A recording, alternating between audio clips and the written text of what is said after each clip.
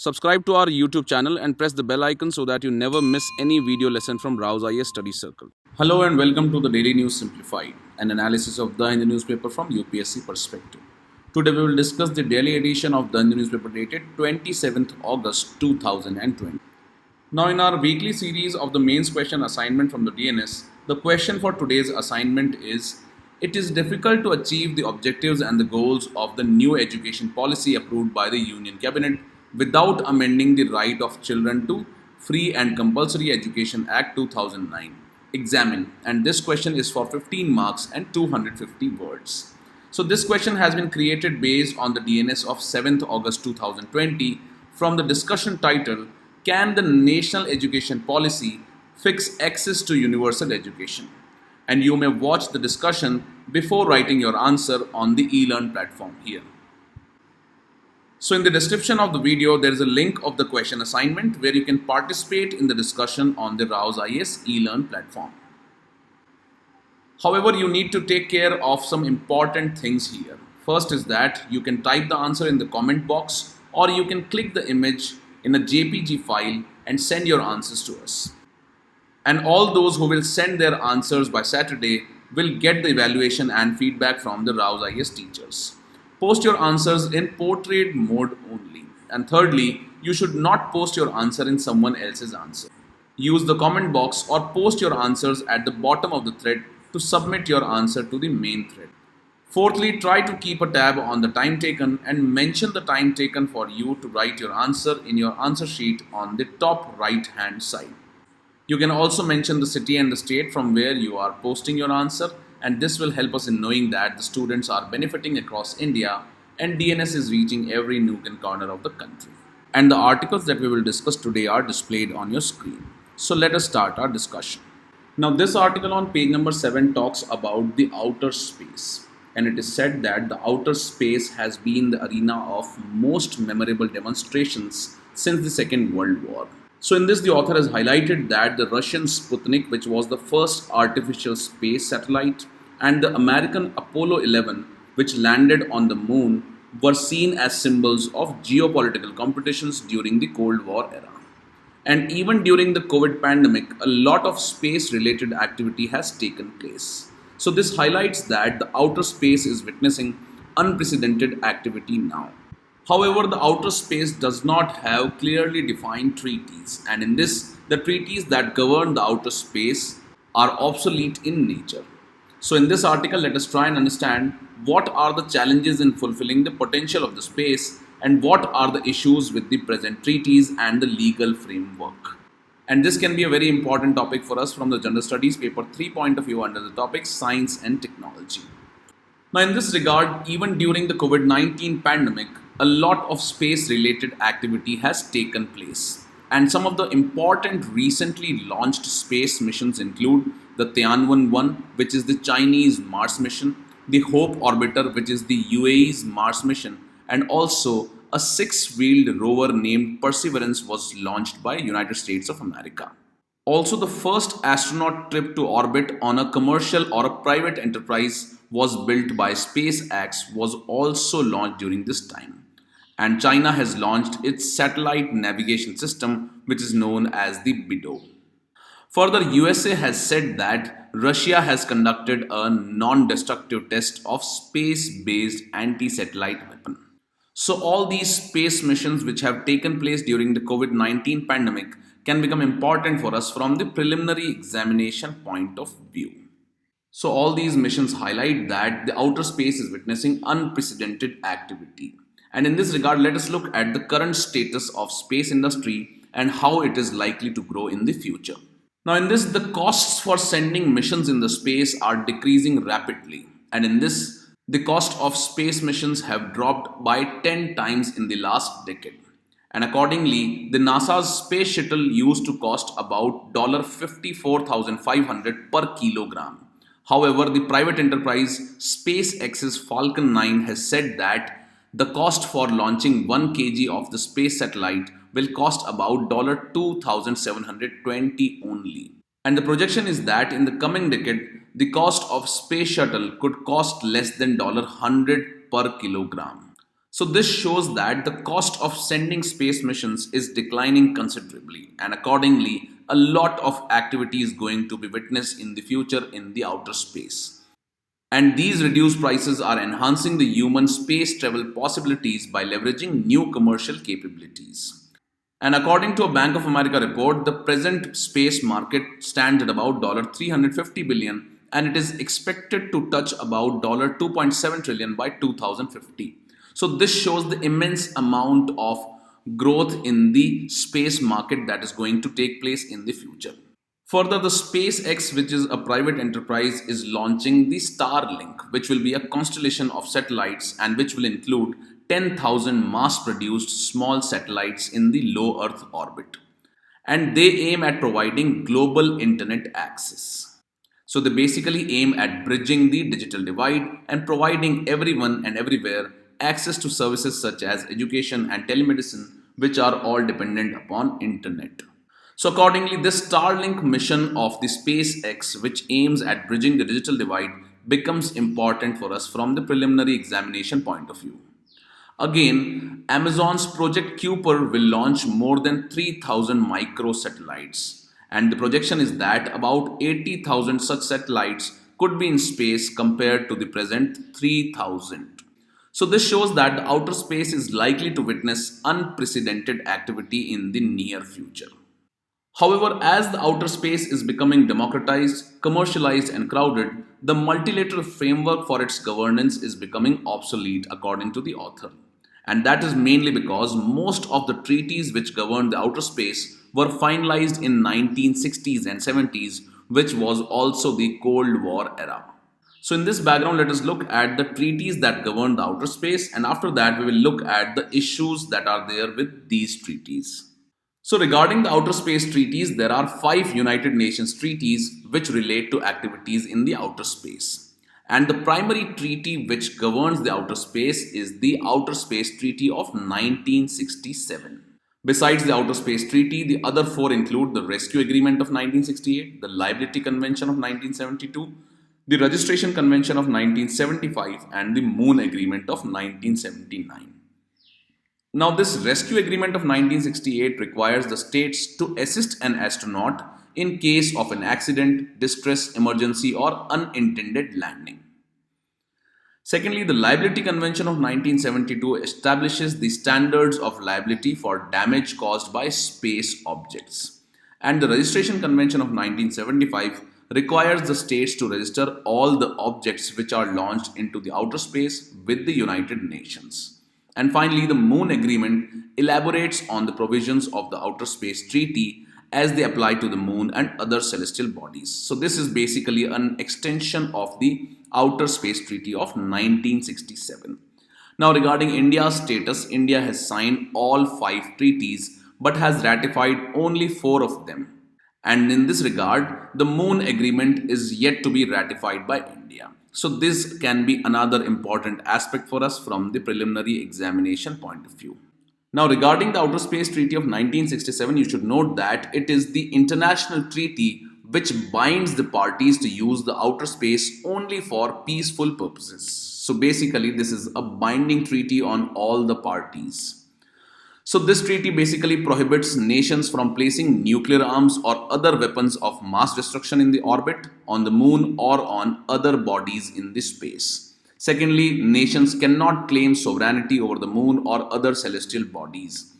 Also, nations are responsible for their activities in the space and are liable for any damage which is caused by objects that are launched into the space from their territory and are bound to assist astronauts in distress. Further, the space installations and vehicles shall be open on a reciprocal basis to representatives of other countries, and nations cannot establish military bases or installations or test any type of weapons or conduct military exercises on the moon and other celestial bodies. However, the outer space is still used for transit of weapons and military satellites. So basically, this Outer Space Treaty provides that the outer space can be used only for peaceful purposes and militarization of the outer space will not be allowed. Also, the countries cannot colonize the space. That is, they cannot claim the sovereign rights over a particular celestial body or the space of a celestial body. So for example, if United States of America aims at creating or carving out a space for itself on the moon, it is not allowed under this Outer Space Treaty of 1967. Let us look at some of the issues and the issues with the legal framework with these treaties. So now regarding the issues with these treaties, the author says that the space law does not have a dispute settlement mechanism. Further, the space law is also silent on collisions and the debris that are created in the space. And also, the space treaties do not take care of interference that is done by other space assets or the space assets of other countries. Now, as there is lack of quality on the interference by the space assets of other countries, also there is lack of dispute settlement mechanism, and also as the treaties are silent on collisions and debris, there is heightened potential for a conflict in the era of congested space orbits. Secondly, the legal framework under these treaties is mainly state centric, that is, it only takes care of the activities by the governments of the countries. And as such, these treaties place responsibility only on the states. However, now as we note that non-state entities or private enterprises are now entering into the exploration and utilization of the space, and accordingly, such legal framework is not sufficient to govern the private enterprises that are entering the space. Further, the author says that the space arms race is inevitable, and that is because although the Outer Space Treaty stands against the militarization of the space, various satellites which are launched by the countries are used for military purposes. Also, recently Russia has conducted a non-destructive test of a space-based anti-satellite weapon, and in India's Mission Shakti, we also tested an anti-satellite mission. So these examples highlight that the space arms race is inevitable. And despite the concerns about military activity in the outer space, not much progress has been made in addressing these military activity concerns. Now, in this regard, various initiatives were started to counter the space arms race. However, these initiatives have not made any progress. So, in this regard, the author highlights the need for a space regulation for India. And that is mainly because India has already invested enormous resources in the space assets. And we note that India's Space Research Organization is actively involved in various space missions.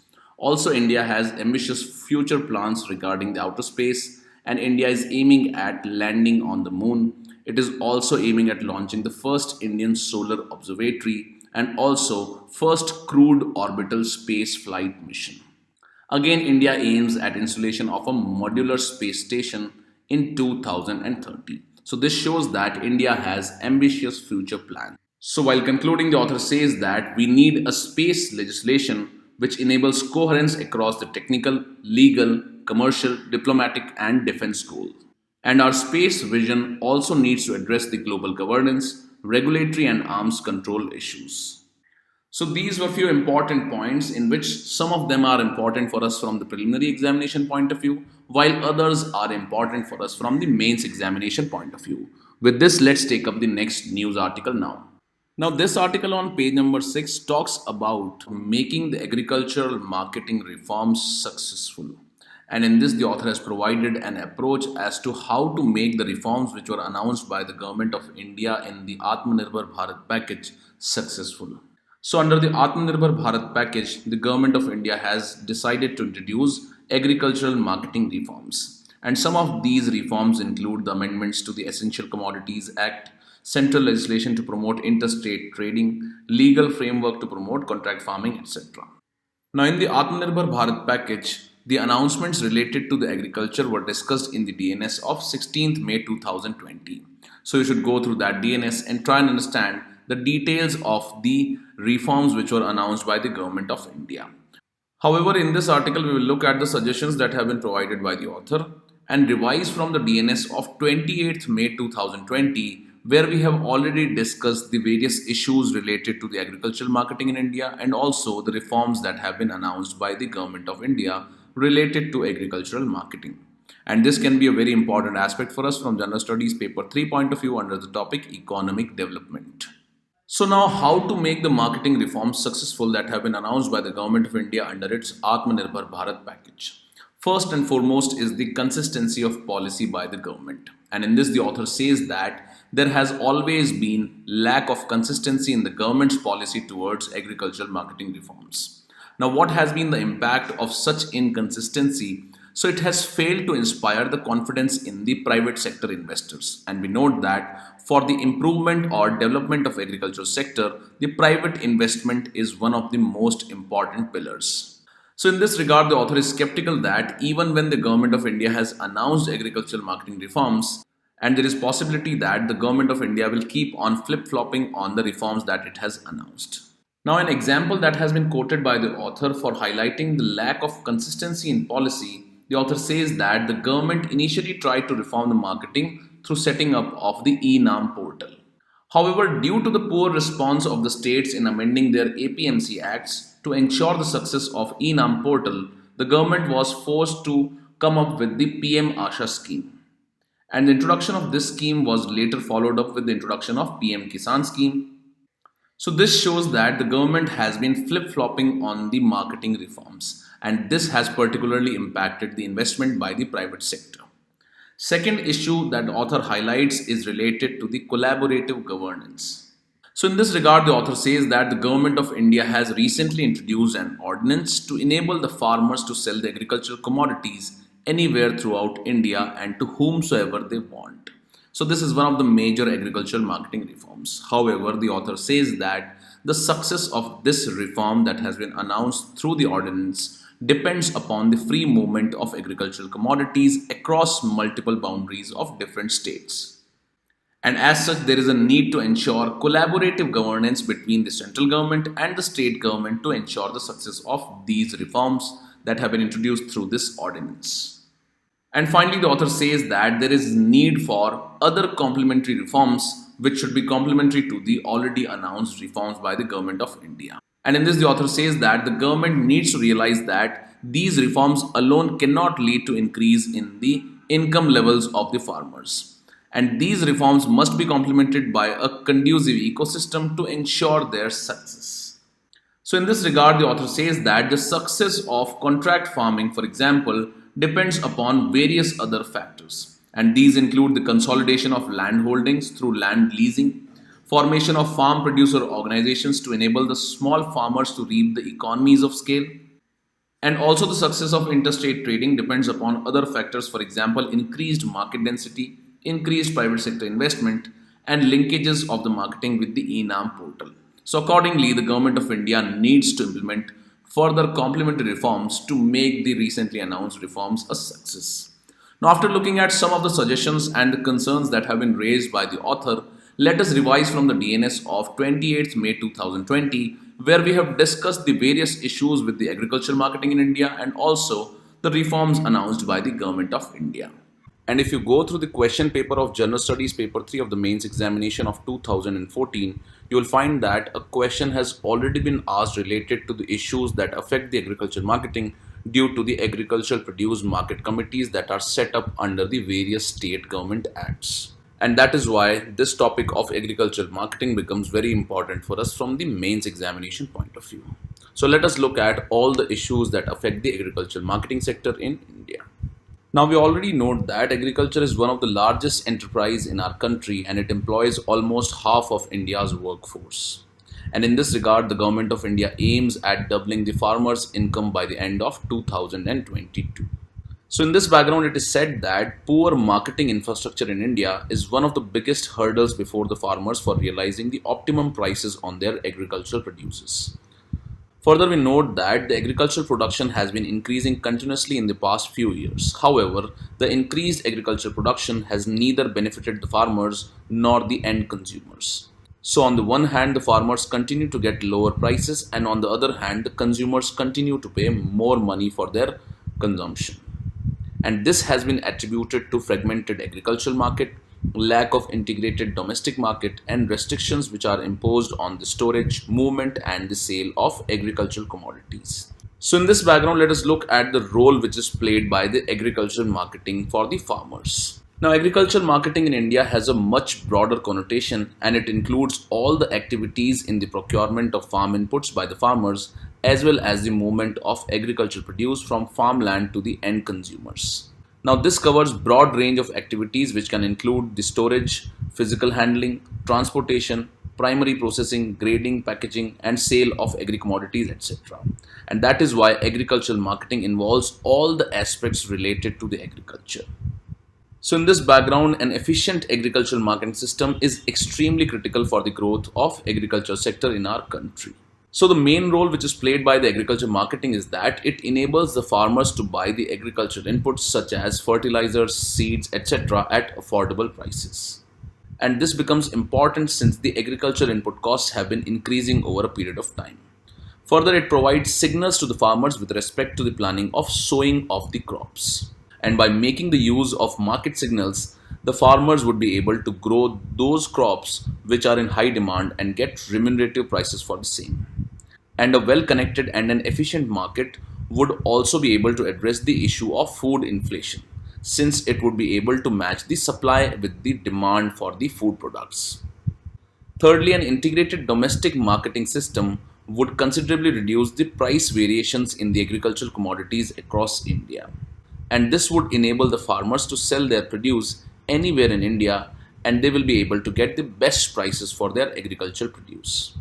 Further, according to a high-level expert committee which was constituted by the Ministry of Agriculture, it has estimated that 25 to 30% of the fruits and vegetables and up to 8 to 10% of the food grains are wasted annually due to lack of post-harvest technology and non-existence of integrated transport, storage and marketing facilities. And in this background, an efficient marketing infrastructure would enable the farmers to reduce their post-harvest losses. So an efficient marketing infrastructure is important for reducing the post-harvest losses and also improving the incomes of the farmers. Further, in India, there is a lot of scope for India to boost its export of agricultural commodities. However, India has failed to make optimum use of this opportunity, and in this regard, the agricultural marketing policies can act as an enabler for boosting the agricultural exports. So what is the role played by the agricultural marketing? First is that it will make the agricultural inputs easily available for the farmers. Second is that it will signal the farmers as to which crop needs to be grown by them so that they can earn good prices for those crops. Further, if there is an integrated domestic marketing system, it will considerably reduce the price variation in the agricultural commodities across India, and also it will reduce the post-harvest losses and improve the incomes for the farmers. Further, it can also lead to boosting of agricultural exports from India. So these are few important roles which are played by the agricultural marketing system in India. So after this, let us look at the evolution of agricultural marketing system in India and what are the associated problems with this agricultural marketing structure. Now, post-independence, the government's focus was mainly on providing the markets to the farmers and also the platform to trade their agricultural produce. However, the main aim of the government of India was to keep the prices under control. And accordingly, most of the state governments have enacted the Agricultural Produce Market Regulation Act or the APMC Acts. Now, you might be knowing that agriculture is a state subject, and hence APMC Acts have been enacted by the respective state governments. Now, based on these APMC Acts, the state governments set up and regulate the marketing of agricultural produce. Now, apart from this, there are more than 22,000 rural markets or the Grameen Hats which are under the control of local bodies, panchayats and APMCs, etc.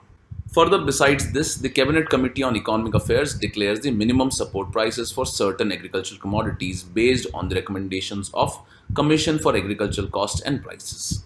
Now, this minimum support price is intended to act as demand signal for the farmers so that they can take up the cultivation of appropriate crops based upon the existing demand in the economy. So, for example, the Government of India declares the minimum support price for the crop of wheat. The farmers get the signal that they will at least get that minimum support price if they produce the wheat, and hence it provides them an idea as to which crop will fetch them good prices in the market. So accordingly, the minimum support price has also been designed. So this minimum support price incentivizes the farmers to invest in agriculture by assuring them of minimum returns. So that is the main role played by the minimum support price. So when we go through the existing agricultural marketing system in India, we find that there are Agricultural Produce Marketing Regulation Acts or the APMC Acts which are enacted by the state governments. Then there are rural markets or the Grameen Hearts, and then there is the minimum support price which is announced by the central government.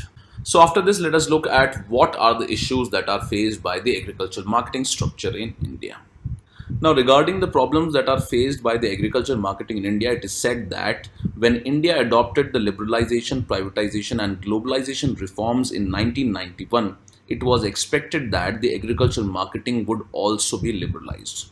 However, the government failed to bring out reforms in the agricultural marketing in tune with the changed market environment. And agricultural marketing continues to be plagued by problems such as fragmented supply chain, poor marketing infrastructure, higher post-production losses, and lack of accurate or timely information system. So in this regard, the first issue is regarding the regulation of the markets themselves. And as we know that under the present APMC Acts, only the state governments are permitted to set up the markets. And the Act requires that the farmers' produce be sold only at regulated markets through registered intermediaries. And further, the Essential Commodities Act allows the central as well as the state governments to produce restrictions on the storage and movement of commodities which are deemed essential by the governments. So these regulation of the markets are themselves a problem in the agricultural marketing. Now, such kind of regulations have affected the private sector investment in the agricultural marketing infrastructure. And such restrictions also create artificial barriers and unnecessarily obstruct the free flow of agricultural commodities in India. And accordingly, the focus of the government has so far been on regulating rather than facilitating the agricultural trade. And the restrictions which are imposed by the APMC Acts and the Essential Commodities Act restrict the free flow of agricultural commodities in India. Further, there is fragmentation in the agricultural marketing structure in India. And there are about 2,500 regulated APMCs and around 5,000 sub-market yards which are regulated by the respective APMC Acts in India. Now, apart from that, there are thousands of rural markets or Grameen Hearts. And due to this fragmented marketing infrastructure, the agricultural commodities pass through multiple middlemen and traders who are operating in these APMCs. And this leads to the escalation in the cost of prices and prevents the farmers from getting remunerative prices for their farm produce. Now, in an ideal situation, the farmers should be allowed to sell their produce anywhere throughout India based on the prices which they get. And this can significantly improve their bargaining position and enable them to earn more incomes on their produce. And hence, the present fragmented marketing infrastructure goes against the interest of both the farmers as well as the consumers. So there is a need to develop an integrated domestic market by removing all the existing agricultural trade related barriers. Now, besides these hurdles which are created by the APMCs, there is issue of lack of access to these APMCs themselves. Now, adequate number of markets should be set up closer to the agricultural fields so that the farmers have access to APMCs. And this leads to decrease in the transportation cost for the farmers and also cuts down the post-harvest losses. And accordingly, the National Commission for the Farmers had recommended that each APMC should serve a market area of around 80 kilometers and it should be available to the farmers within a radius of 5 kilometers. However, if we look at the existing marketing structure, we find that an average APMC in India serves an area of around 450 square kilometers. And it highlights the poor access of the farmers to these APMCs. And on account of this, the farmers are forced to sell their produce at lower prices outside the APMCs to the intermediaries. So this highlights that the APMCs are not even accessible to the farmers because of the large area that they serve. Again, there is issue of imposition of multiple fees in the APMCs. Now, the APMCs charge market fee for the buyers as well as licensing fee from the traders. And apart from that, they also charge licensing fee from other agents such as the warehousing agents and loading agents, etc. And these multiple fees are estimated to be around 15% of the value of agricultural produce in some of the states. And these charges imposed have a cascading effect on the prices of the commodities, which adversely affect the end consumers. Further, the present agricultural marketing system is against the interests of the small and the marginal farmers. Now, almost 85% of the farmers in India are small and marginal farmers. And these farmers with lower marketable surplus find it difficult to aggregate their produce and sell it to the APMCs through auction. And hence, these farmers resort to sell their produce to local agents and traders at a much lower price. Further, another issue regarding the agricultural marketing infrastructure is that there is poor infrastructure of the APMCs. So even though the APMCs earn regular revenue through the imposition of mandi tax, the infrastructure in the APMCs such as the godowns, cold chain infrastructure, etc. continues to remain quite poor. And this leads to improper storage and consequently higher post-harvest losses. And most of the APMCs have not been able to set up electronic auction platforms, which are quite important for offering the remunerative prices to the farmers. And finally, there is higher post-harvest losses, and according to a recent study, the total estimated loss in India is around rupees 92,000 crore. And the higher post-harvest losses could be attributed to fragmented market, lack of access to proper storage, and poor handling and transportation of the agricultural farm produce. So these are some of the problems or issues with the present agricultural marketing structure in India.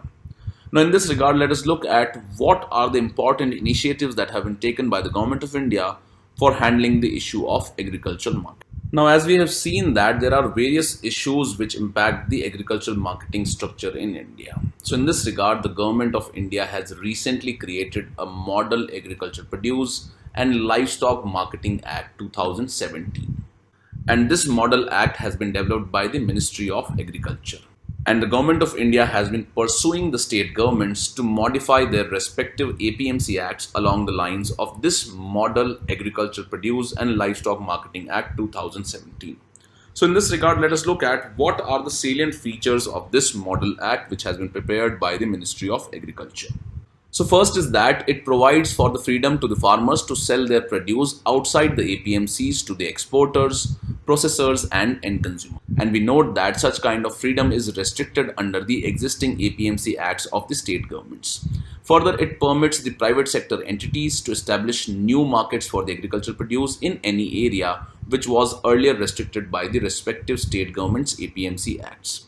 Further, it also seeks to do away with the multiple levies, and instead it imposes a single levy of market fee on the sale of notified agricultural commodities in any market area.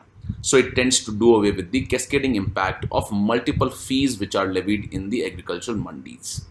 Further, it does away with the need for multiple licensing requirements for the traders, and also it has proposed licensing of market functionaries which would allow them to operate in multiple markets. However, most of the states have not fully complied with the provisions of the Model APLM Act, and there has been general reluctance on the behalf of the states to amend their APMC acts to the tune of this Model Act which has been prepared by the Ministry of Agriculture. Further, it is being said that the provisions of this Model Act would not lead to the creation of a national or state level common market for the agricultural commodities. And this is because this Model Act states that even when the buyers are buying the agricultural produce outside the APMC area, they are still required to pay the APMC charges. And this acts as a barrier for the creation of integrated domestic market in India. Further, the Government of India has initiated the National Agricultural Market or the ENAM. So in order to integrate the agricultural markets throughout India, the Government of India has set up the National Agricultural Market or NAM in 2016. And it is a pan-India electronic trading portal which seeks to network the existing APMCs through a virtual platform to create a unified national market for agricultural commodities. And thus this ENAM platform promotes better marketing opportunities for farmers to sell their produce through online, competitive and transparent price discovery system and online payment facility. Now, even though the central government has started this ENAM platform, there are some challenges which are being faced in the implementation of this ENAM portal. Now, to implement the ENAM, every state government has to first amend its APMC Act to make a provision for the electronic auction as a mode of price discovery and allow a single license across the state and have the market fees levied at a single point. However, as we note that most of the states have failed to carry out these amendments, and thus the ENAM portal has not been able to provide benefits to all the farmers across India. So even though the central government has been coming up with various model initiatives, the state governments have been showing reluctance in adopting these initiatives. Similar such initiative is the initiative of contract farming. And the contract farming agreement is an agreement between the farmers and the buyers, such as an MNC, wherein the buyers provide for necessary inputs such as the seeds to the farmers, and the farmers in turn agree to sell their produce at a predetermined price. And in this regard, the Model APLM Act provides for contract farming agreement to reduce the barriers to agricultural trade and ensure remunerative prices to the farmers. Now, although the Government of India has provided for contract farming under the APLM Act, it faces multiple issues and challenges when it is implemented by the state governments. And in this regard, most of the state governments have failed to provide for contract farming in their APMC acts. And due to this, most of the time such an agreement is more of informal agreement between the farmers and the MNCs. And due to such informal nature of the agreements between the farmers and the MNCs, the interests of the farmers are not protected. And it has been observed at times that in order to cut their transaction costs, the MNCs prefer farmers who own huge land rather than small and marginal farmers. And hence the interests of the small and marginal farmers are not taken care of because the state governments have failed to provide for contract farming in the APMC acts. So this also highlights that the benefits of the contract farming has been reaching to only limited big farmers, and it has not been able to reach the small and the marginal farmers. Further, another initiative is related to the farmer producers organizations or the FPOs. And these FPOs are an entity formed by the primary producers, for example, the farmers, milk producers, etc. And it provides for the sharing of profits or benefits amongst the members of such farm producer organizations. Now, the small and marginal farmers do not have the large marketable surplus, and hence the formation of these FPOs by these farmers increases their bargaining powers and avoids the long chain of intermediaries to sell their produce directly to the end consumers. Now, in this background, the Union Budget of 2018 and 19 has announced a 5-year tax holiday and a small credit guarantee fund of rupees 100 crore for promotion of such farm producer organizations.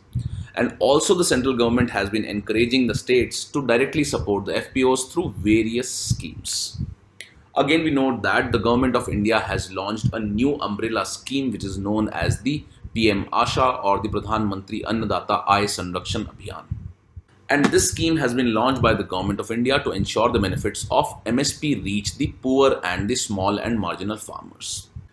So by implementation of this scheme, it is expected that this would prevent the distressed sale of the commodities by the farmers and enable the government to fulfill its stated objective of doubling the farmers' income by the end of 2022.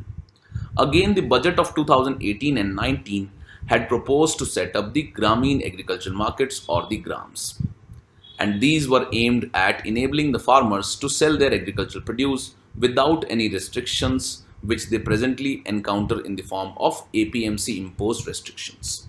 And in this regard, the Government of India has declared its intent to develop and upgrade the existing 22,000 rural hearts into Grameen agricultural markets.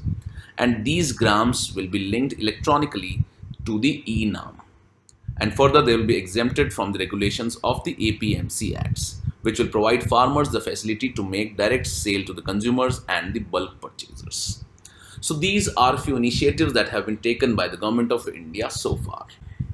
So in this article, we have looked at the various aspects of the agricultural marketing structure in India, and also we have looked at the various problems which are faced by the agricultural marketing infrastructure in India.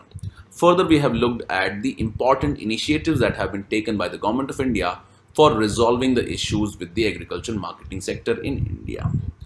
So in this line, we note that India needs to enhance the production and productivity of agricultural produce in a sustainable manner so as to ensure the food and nutritional security. And that is why creation of an efficient and integrated domestic agricultural market is quite vital for the benefit of the economy. And this marketing system needs to address the challenges of high post-harvest losses and storage losses. Again, it also needs to address the issues of high marketing costs, inadequate market or procurement centers, and efficient storage and distribution of produce across the country. Further, the domestic agricultural market in India needs to be integrated with the foreign markets to ensure optimum benefits for the farmers. And the agricultural production has to keep pace with the population growth, consumers' preferences, and demand in the domestic and international markets by adoption of appropriate policies of market-led production. So some of the issues that we have discussed in this article are very important for us from the General Studies paper 3 in the mains examination. So do go through this, and with this let's take up the next news article now. Now this article on page number 13 reads that the United States of America has blacklisted 24 Chinese firms and companies which were part of the construction and military actions related to the disputed islands in the South China Sea. And we note that China has been asserting itself in the South China Sea through its conception of the 9-dash line.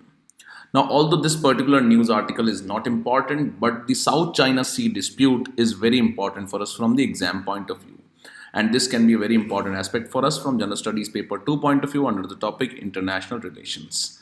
Now, we have already covered the various aspects of the South China Sea dispute in a previous DNS video. So let us revise from that video different aspects of the dispute in the South China Sea and what are India's interests in this particular sea. Now we note that Indo-Pacific in general and South China Sea in particular has recently emerged as the geopolitical center of gravity.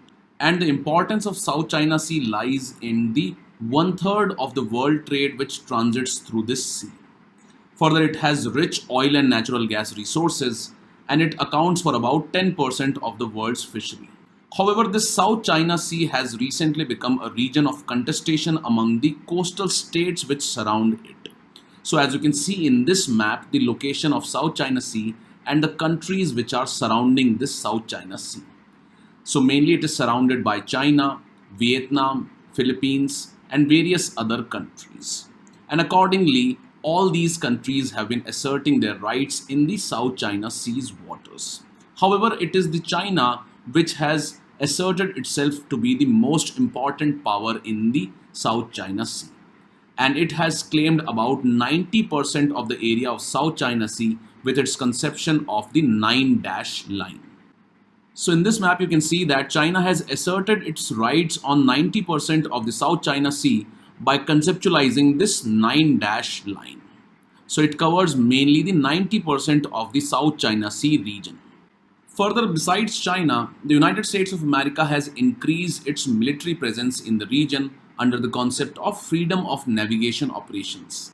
And it has done so in order to enforce the rule-based navigation of high seas, which is in accordance with the UN Convention on Law of Seas.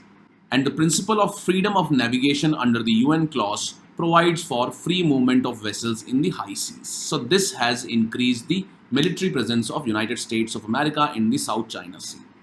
Now, besides these military powers, Japan has also asserted its rights as a result of the disputed Senkaku and Diaoyu Islands. Further, the Philippines, Vietnam have emerged as regional players and they have asserted their rights in the Spratly and the Paracel Islands.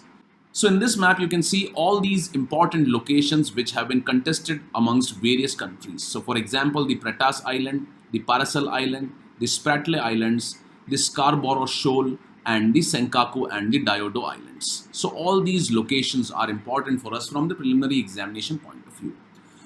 Now, besides these contested islands between different countries, there are other players which include Malaysia, Indonesia, and Brunei. Now, what is the power game that is going on in the South China Sea? So we see that Indo-Pacific has emerged as the center of gravity of geopolitics, and the United States of America has increased its presence in region both in terms of economics and the military presence. Further, China in the past decade has challenged the hegemony of US in the region by asserting its dominance through the 9-dash line, claiming the South China Sea to be its territorial waters. And China has also increased its military presence, which has resulted in confrontations with the littoral states like the Vietnam, Philippines, Malaysia, etc. Now, in this background, various concerns have been raised regarding the future of Indo-Pacific region because of the transformation of relationship that is going on between US and China because of the assertion of China in the South China Sea. Further, the Chinese assertion is visible in its ballistic missile tests which were conducted recently in the South China Sea. Now, due to the impact of COVID-19, US might reduce its presence in the South China Sea which will further embolden China's intentions. So, in this power game that is going on between South China Sea and the transformation in the power game which is being witnessed because of the COVID-19 pandemic in this sea, let us look at its relevance for India. Now, India and Southeast Asian countries, mainly which are part of the ASEAN, have always treated the South China Sea as a global common. And accordingly, the Chinese claim on the South China Sea as its territorial waters does not stand the scrutiny of the global commons. Further, it has acted as an important sea lane of communication historically, and India had its trading presence from Kedah in Malaysia to Guangzhou in China. Further, we note that India's trading relationship and partnership with the ASEAN countries has been increasing. So, in this background, the security of South China Sea is very important for India's interests. And we note that nearly $200 billion of our trade passes through the South China Sea. And also, many Indian citizens study, work, and invest in ASEAN countries as well as China, Japan, and Republic of Korea. So, in this background, it can be clearly said that we have stakes in the peace and security of this region in common with the others who reside this region. And as such, the freedom of navigation as well as other normal activities with the friendly countries are essential for our economic well-being. Now, some of the points that we have discussed here have been highlighted by a former diplomat of India. And he further says that regional arrangements will become even more important for our economic recovery and rejuvenation due to the COVID-19 pandemic. And if India intends to think global and act local, India has to be part of the global supply chain in the world's leading growth region for the next half century. And for this, India needs to play a proactive role in regional arrangements like the Regional Comprehensive Economic Partnership. And because the value of such agreements goes beyond the economic gains that they generate for India or the region. So this means that India needs to be a part of the various regional arrangements, and they can be very important for India in pursuing its interests in the region, and especially in the South China Sea, which is a very important region for India from its security, both economic as well as territorial. Now, on this article on page number 10, the chairman of Rajya Sabha, M. Venkaiah Naidu, has written an advisory to the chairpersons of the parliamentary standing committees. And in this, he has advised them to ensure the confidentiality of the panel meetings in various parliamentary standing committees. Now, earlier, the Speaker of the Lok Sabha had also communicated such an advisory to the chairpersons of the parliamentary standing committees. So, in this regard, let us look at the Rule 270 of the Lok Sabha from our preliminary examination point of view. Now, according to the Speaker of Lok Sabha, the Rule 70 of the Lok Sabha deals with the power to send for persons, papers, and records. And in this, he had said that. Now, he quoted this rule because the Congress MP Dr. Shashi Tharoor had summoned the Facebook on the parliamentary panel on information and technology. And this move of Shashi Tharoor was opposed by the BJP MPs. And they had written to the Speaker that this violates the Rule 270 of the Lok Sabha. Further, the chairman of the Rajya Sabha, M. Venkaiah Naidu, has also said that as per the rules, meetings of the committees are confidential. And it is not permissible for a member of the committee or anyone who has access to its proceedings to communicate directly or indirectly to media any information regarding its proceedings. And if such a violation takes place, this would be tantamount to breach of privilege of the House. Now, this Rule 270 of the Lok Sabha provides that a committee shall have power to send for persons, papers, and records. However, the committee shall do so provided that if any question arises whether the evidence of a person or the production of a document is relevant for the purpose of the committee, the question shall be referred to the Speaker, and whose decision on this shall be final. So, the final authority in this case of summoning a person, paper, or record in a committee is that of Speaker. Now, this rule also provides that the government may decline to produce a document on the ground that its disclosure would be prejudicial to the safety or the interest of the state. So, an important thing that needs to be understood is that if any question arises whether the evidence of a person, paper, or record in a parliamentary standing committee is relevant for the purpose of the committee or not, such a question shall be referred to the Speaker. And in this case, the decision of the Speaker will be final. And also production of such documents can be refused by the government on the ground of safety and the interest of the state. So basically, as the Congress MP had summoned the Facebook in the parliamentary committee meetings, this move has been opposed by the Speaker of the Lok Sabha based on the Rule 270, and this is because the decision of the Speaker in this case is final. Now, in the static portion of the polity, you might have learned about the parliamentary committees. So, in today's PDF, you will find the details of these parliamentary committees that exist in the Rajya Sabha as well as the Lok Sabha. With this, we conclude today's discussion. Now, let's take up the question for the day.